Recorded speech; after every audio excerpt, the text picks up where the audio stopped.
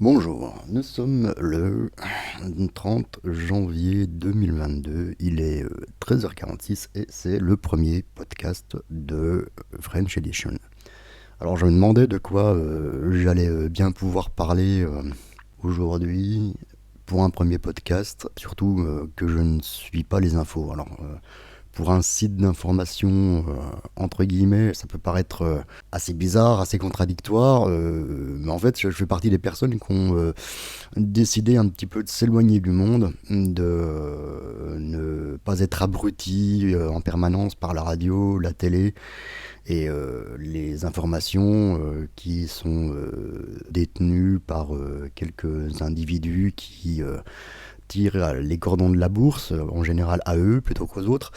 Et donc, ben, quand c'est comme ça, t'as pas grand chose à dire, quoi. Tu te dis, bon, tu vis ta vie, tu vas chercher les sources d'informations là où tu peux, en fonction de tes centres d'intérêt, et puis tu regardes un petit peu le monde se casser la gueule, comme c'est le cas depuis, puisque je vais bientôt avoir 50 ans, enfin je me vieillis un peu, j'ai 48 ans, je vais sur 49, mais voilà, tu regardes le monde se casser la gueule depuis ta cave d'ermite et t'attends que ça se passe. Et c'est quelque chose qui se vit bien, hein, c'est quelque chose qu'on fait sans aucun problème. Je veux dire, on peut vivre sans avoir Facebook, bien que j'ai Facebook, hein, je ne suis, enfin là je suis contre Facebook.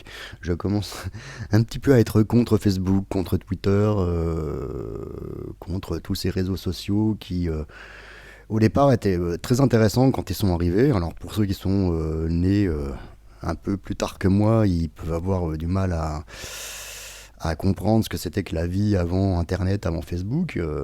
Nous, on n'avait pas tout ça.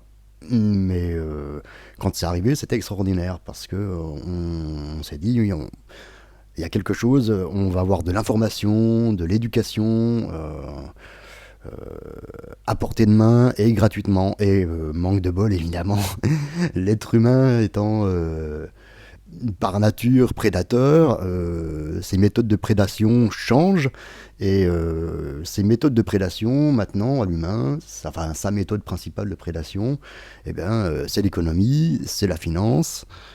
Et voilà, et la valeur principale de ces, la valeur principale, la valeur d'échange, la valeur principale de tout ça, c'est l'information. Alors, on pourrait argumenter que, en fait, l'information, normalement, là, elle ne se paye pas. Moi, je pars du postulat que l'information, elle est gratuite à la base. Donc, je me demandais de quoi j'allais parler exactement, et c'était sans compter euh, sans les Américains, qui ont toujours quelque chose de bien rigolo à nous proposer. La dernière chose en date, c'était leur président, hein, Donald Trump, qui était quand même un bon gros comique. Et là, c'est un autre comique, mais cette fois un professionnel, qu'ils ont à nous proposer avec toujours le même débat. Euh, Tu es pour ou tu es contre. Et c'est donc un mec que j'aime bien, hein. C'est pas quelqu'un que j'aime pas, hein. Je trouve que c'est quelqu'un de très intéressant.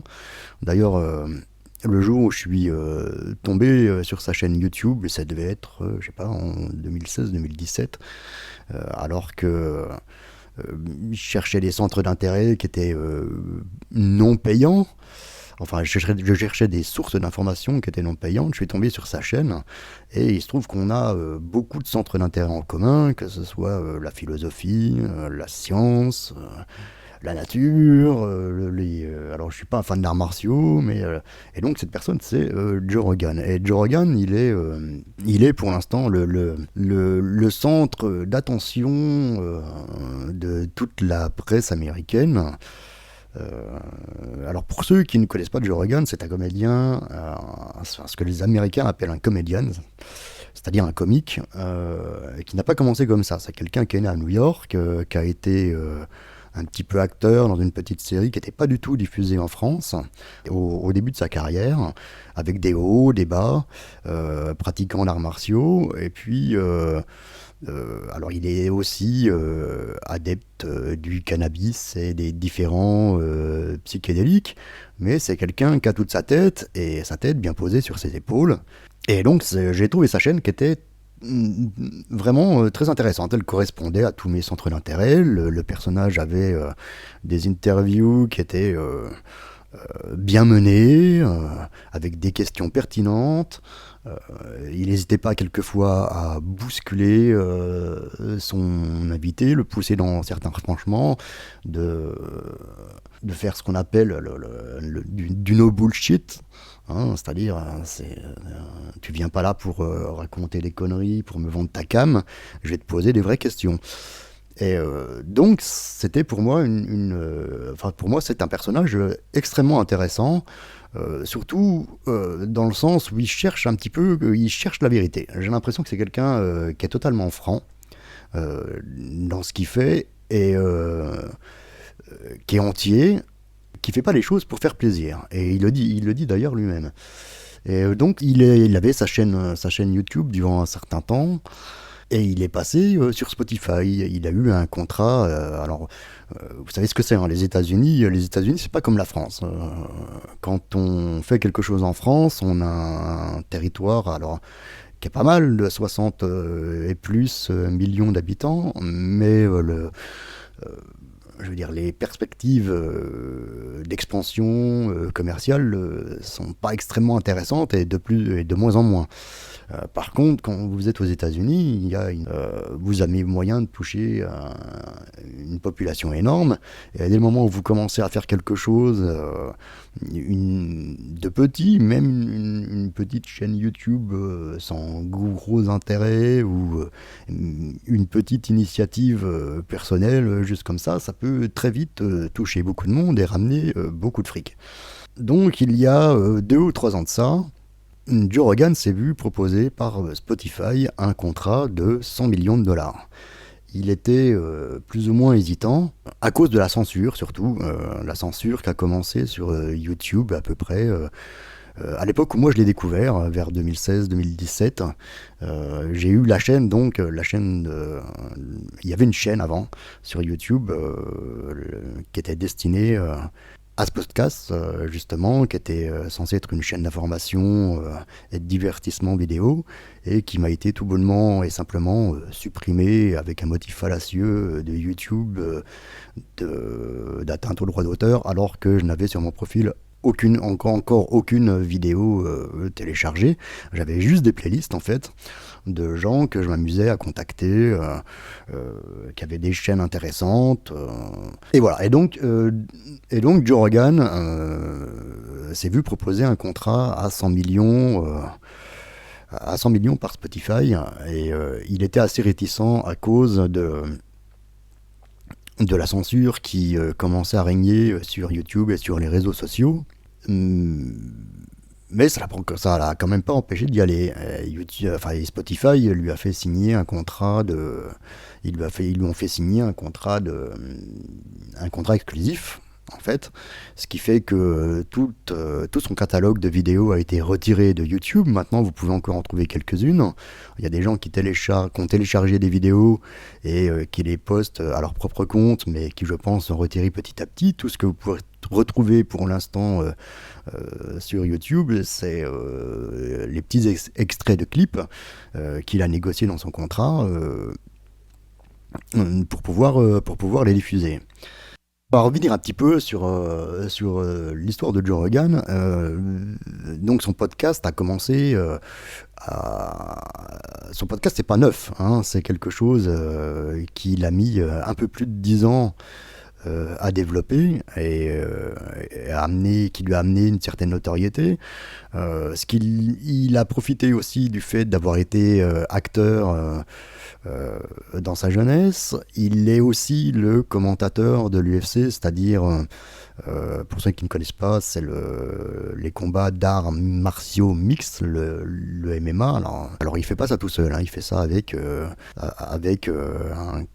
un ami coproducteur qui s'appelle Jamie, quasiment depuis le début. Et donc, au bout de 10 ans, il a commencé à amasser, à attirer à lui un public, à obtenir une certaine notoriété et à pouvoir attirer dans son podcast des gens assez intéressants comme Neil deGrasse Tyson, pardon, qui est quelqu'un qui vulgarise un petit peu la science, la physique, l'aérospatiale, la cosmologie. Toutes ces choses-là. Il a eu, au fur et à mesure des acteurs, quelqu'un qui en tête me revient, il y a Jamie Foxx. Il a eu des amis comédiens, des gens comme Bill Burr. Alors, je ne sais pas si les gens connaissent Bill Burr encore en France. Alors, il faut parler anglais pour connaître tout ça. Mais Bill Burr, c'est un de mes comiques préférés, si ce n'est mon comique préféré américain. C'est quelqu'un qui s'énerve contre tout et qui le fait bien. De manière très très drôle. Alors les comiques américains, nous on a des comiques français qui vont plagier ce que font les comiques américains, puisque la France, le pays des Lumières, n'est pas vraiment plus vraiment capable d'inventer quoi que ce soit, ou alors on va très vite le vendre aux Américains parce qu'on s'aperçoit que on n'a pas beaucoup de sous et puis qu'il faut bien manger quelquefois. Donc Joe Rogan a développé, comme il a de multiples centres d'intérêt, qu'il a réussi à attirer à lui une audience de plus en plus nombreuse, des sponsors aussi. Il a fini par pouvoir inviter des gens de plus en plus intéressants. Le podcast en date, le dernier podcast en date qui avait fait beaucoup de bruit, c'était le premier podcast avec Elon Musk. Il en a fait 3, il me semble, à ce jour. Mais dans le premier podcast avec Elon Musk, à la fin, il lui a... Étant lui-même adepte du cannabis. Alors il faut quand même rappeler que le cannabis est maintenant totalement légal, non seulement en Californie, où était Joe Rogan durant les premières années de son podcast, mais c'est légal dans pas mal d'États. Il y en a presque une dizaine maintenant, je crois. Ils sont en train de légaliser ça de façon quasiment nationale. Et donc il avait fait tirer sur un joint à Elon Musk à la fin du podcast. Ça avait fait grand bruit. Ça avait fait aussi un petit peu chuter l'action de Tesla. Elon Musk s'était pris ce qu'on appelle une volée de bois vert, ce qui est un petit peu hypocrite, puisque tous ces gens qui sont dans la tech se tapent des putes et de la coke au kilomètre, disons-le. C'est des gens qui sont multimilliardaires, multimillionnaires, et quand t'es multimillionnaire aux États-Unis, t'es pas un petit multimillionnaire comme en France. Non, on a quand même des milliardaires qui comptent en France, mais et des millionnaires, multimillionnaires aussi. Mais là-bas, la centaine de millions, on y arrive très vite. Et donc ça avait fait grand bruit, ça avait contribué le fait qu'Elon Musk ait fumé, et encore il n'avait pas vraiment fumé un joint avec Joe Rogan, il a tiré une bouffée, il a pas avalé la fumée, il a fait c'est drôle, et donc tout ça a fait exploser encore plus l'audience du podcast. Ça lui a ramené des gens encore plus intéressants comme Roger Penrose par exemple, qui a été récemment prix Nobel, à qui on a décerné récemment le prix Nobel de physique. Enfin, bref, Joe Rogan n'est pas un idiot complotiste tel que je le vois maintenant relayé aussi dans la presse ou pas presse française. Donc non, Joe Rogan n'est pas un complotiste, puisque on a tendance avec la crise actuelle de traiter de complotistes tout ce qui ne va pas dans le sens du narratif qui est édicté par le pouvoir en place, ou la presse, hein, la presse écrite ou télévisée. Les rares fois où j'ouvre la fenêtre des informations qui sont proposées au grand public, j'ai soit envie de tuer quelqu'un, non je peux pas dire ça, si j'ai quand même envie de tuer quelqu'un,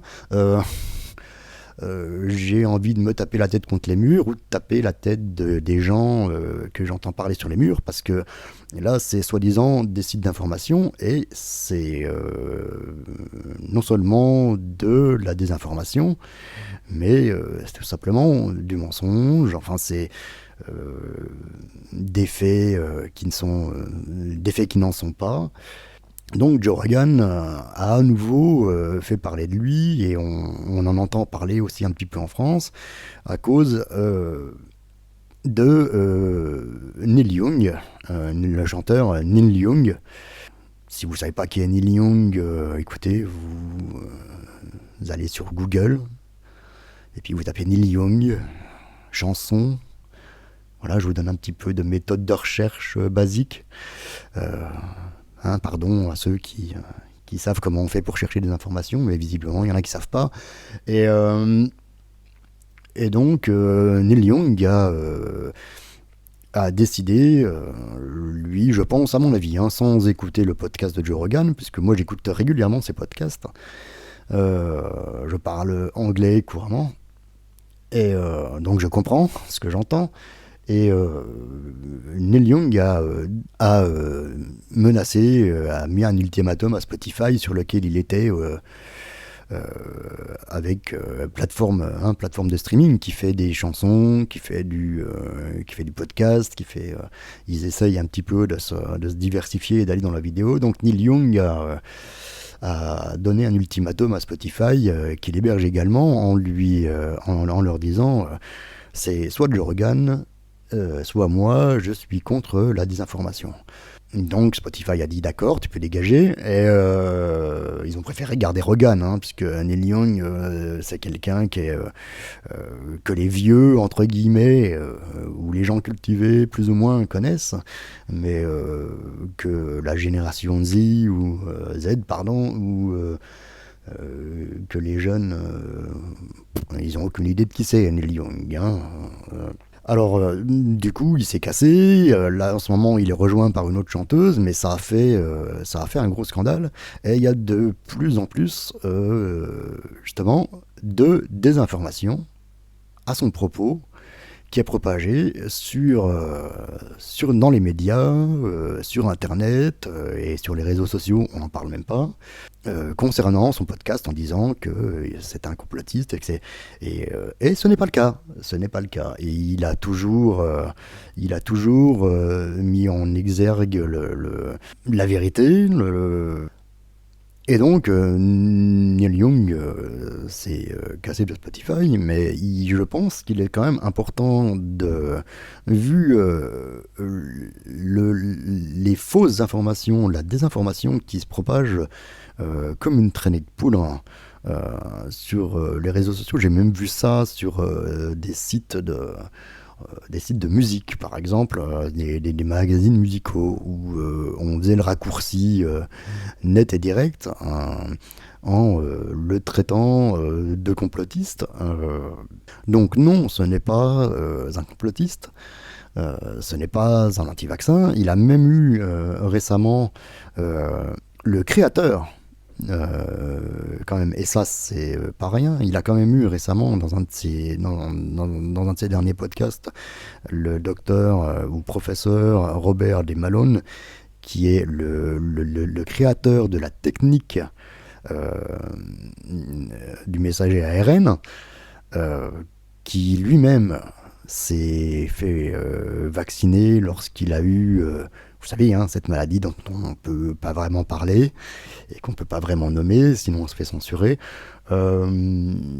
Il s'est fait vacciner avec un vaccin, entre guillemets, qui utilise la technique que lui-même a créée. Donc, On peut difficilement avoir moins confiance que ça. Et il s'est retrouvé avec des effets secondaires qui étaient assez importants. Il disait lui-même qu'il ne fallait pas faire vacciner les jeunes enfants parce que les risques à long terme encourus étaient peut-être plus importants que ce qu'on pensait. Et il donnait bien d'autres informations. Donc, en ce moment, il y a à nouveau une chasse aux sorcières et la cible, c'est Joe Rogan en disant c'est un complotiste, il fait de la désinformation. Non, pas du tout.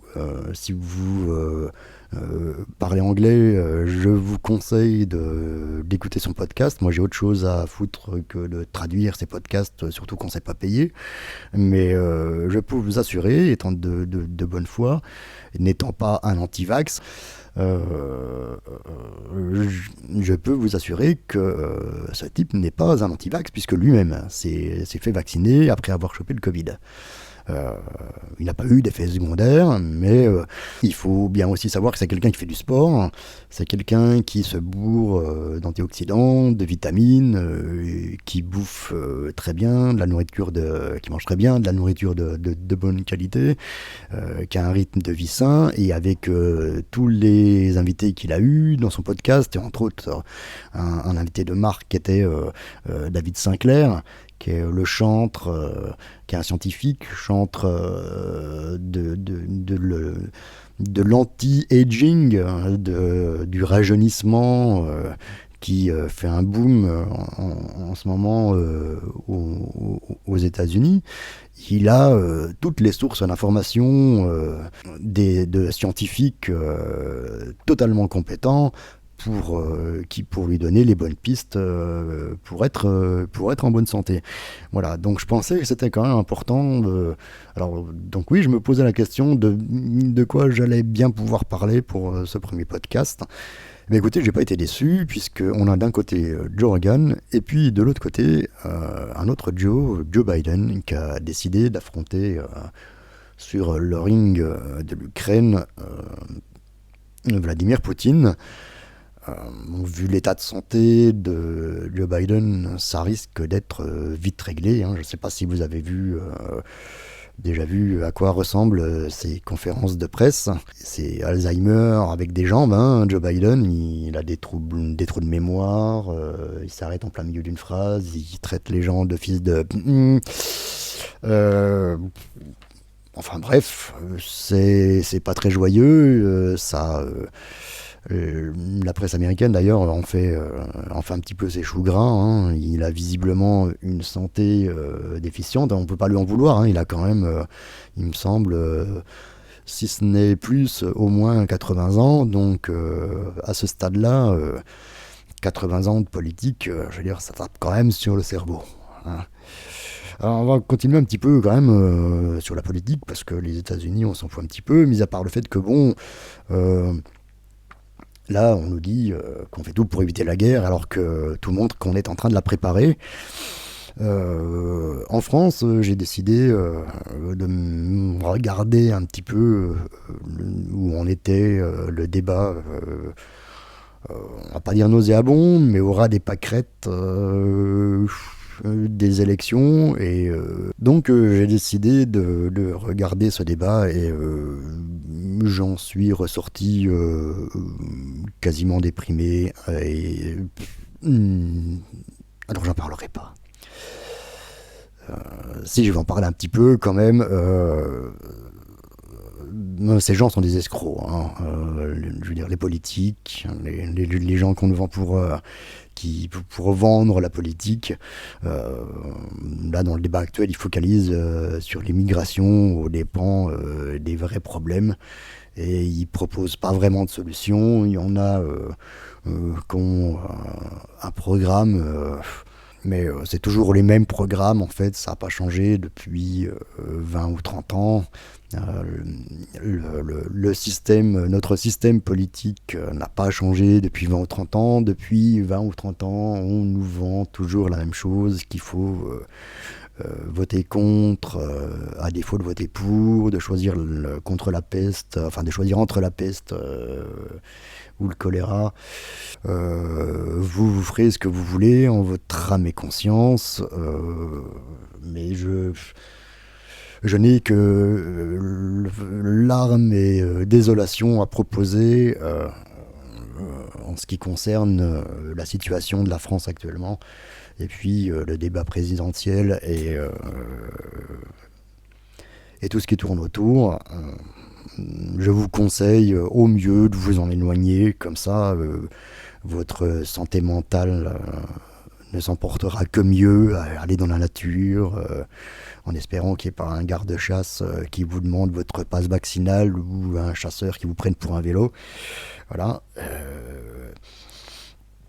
Et puis écoutez, prenez soin de vous,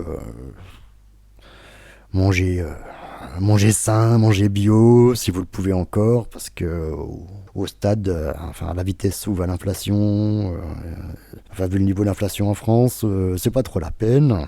Enfin voilà. Donc c'est à peu près tout ce que j'avais à dire. Donc je vais faire un petit peu le tour. Ah oui, alors un autre sujet qui est assez intéressant, c'est le métavers. Alors, vous entendez sûrement parler, ou vous avez sûrement entendu parler du métavers et que Facebook est devenu maintenant Meta. Hein, non, sans commentaire sur le nom.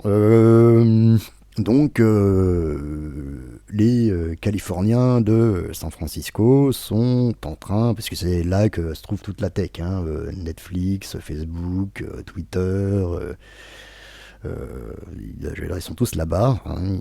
Le jour où il y a ce que les gens appellent The Big One, on sera débarrassé de pas mal de problèmes en même temps, je pense.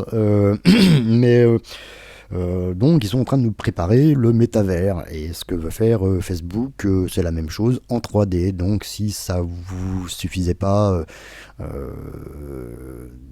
d'être pris pour un produit, que de ne plus voir que 2 ou 3 amis sur les 130 ou sur les 1500 que vous avez, parce que leur algorithme est complètement pourri, et de voir 15 fois la même pub parce que vous avez commandé une paire de chaussettes sur Cdiscount, eh bien, qui n'est pas sponsor, hein, d'ailleurs, je le précise. Eh bien, écoutez, vous allez pouvoir vivre exactement la même chose, cette fois en 3D. C'est pas magnifique ça, avec des lunettes sur la tronche, hein, comme ça tu verras encore moins bien, plus vite. Que dire de ça, le métavers, les NFT, la crypto encore c'est autre chose, mais le métavers, les NFT, c'est la nouvelle pompe à fric de la tech, pour l'instant. Voilà, ils sont en train de chercher des millions. Alors comment est-ce qu'on peut manipuler les esprits, les gens? Eh bien, c'est à travers leurs produits. Et là, ils sont en deuxième phase de recherche de fonds. Et eh bien, écoutez, ils vont vous vendre ça bientôt. À quoi ça va ressembler? À la même chose, comme je vous l'ai dit, mais en 3D. Si ça, c'est pas magnifique. Ah si, quand même, un petit retour sur les élections, puisqu'il semblerait qu'on essaye de nous vendre le retour de François Hollande, comme si celui de Nicolas Sarkozy n'avait pas suffi. Ce ne sera pas le cas, hein, puisqu'on lui a mis un bracelet Rolex à la cheville. Là, on essaye de nous vendre le retour de François Hollande pour, soi-disant, sauver la gauche. La gauche qui n'existe plus, hein, je veux dire, comme la droite, c'est devenu au mieux les centristes. Maintenant, on a l'extrême gauche ou alors l'extrême droite avec tous les gens que vous connaissez, hein, Macron, Le Pen, Zemmour, tous ces gens qui se prétendent nationalistes et qui n'ont rien d'autre que du racisme ou du communautarisme à vous proposer, hein, de l'identitaire. Voilà. Et puis, c'est tout, hein, parce que le reste, leurs propositions sont absolument nulles et n'ont aucun intérêt, ne résolvent aucun problème. Donc voilà, je tenais, oui, à en parler un petit peu parce que c'est drôle. S'il vous plaît, non, allez, arrêtez avec ça, c'est pas drôle.